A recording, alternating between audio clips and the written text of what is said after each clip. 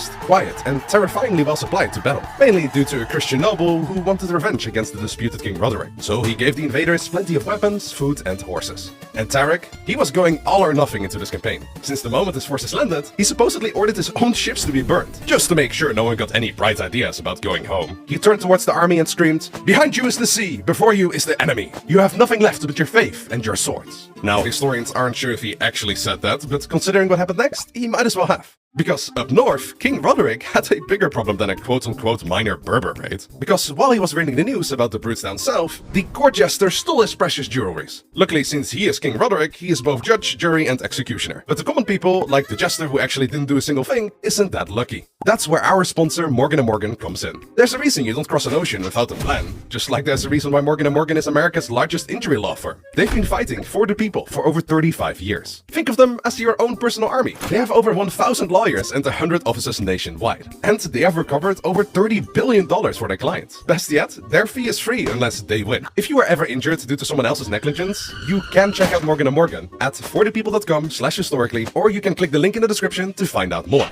So yeah, half the Visigothic nobles hated him, and the other half wasn't sure if he was truly the rightful king. But as reports of Muslim landings piled up, King Roderick decided he could no longer ignore it, and employed the classic battle tactic of amassing a giant army, yeeting them towards the enemy, and hopefully return home victorious to convince everyone you are the rightful king after all. Meanwhile, in South Africa, the Umayyad governor Musa was chilling, thinking that Tarik was about to employ a small operation for the empire. In reality, however, which no one expected from the Berber general, he was about to take down an entire kingdom. The Christian and Muslim armies met near a river in the south of the kingdom. On the one side, we had Roderick and his massive Visigothic army. Tens of thousands of armored warriors, nobles, and additional conscripts all fighting under the cross.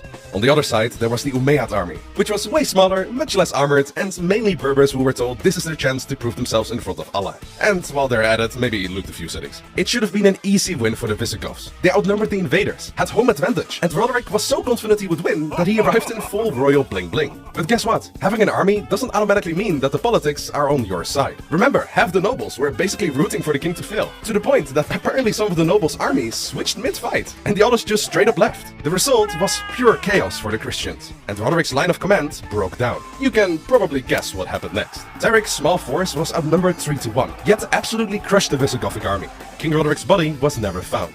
Some reports said that he drowned in the river they fought in. Others claimed he was simply chopped into pieces by the enemy cavalry. Point is, the king was gone, and with him, so was the Visigothic kingdom that existed for 300 years. General Tarik, realizing how big this victory was, wasted no time. His army continued to sweep north. Within months, they had taken Cordoba, Granada, and even Toledo, the Visigothic capital. Every town that surrendered was spared and heavily taxed. The towns who were stubborn, on the other hand, got spanked for being naughty. Now, imagine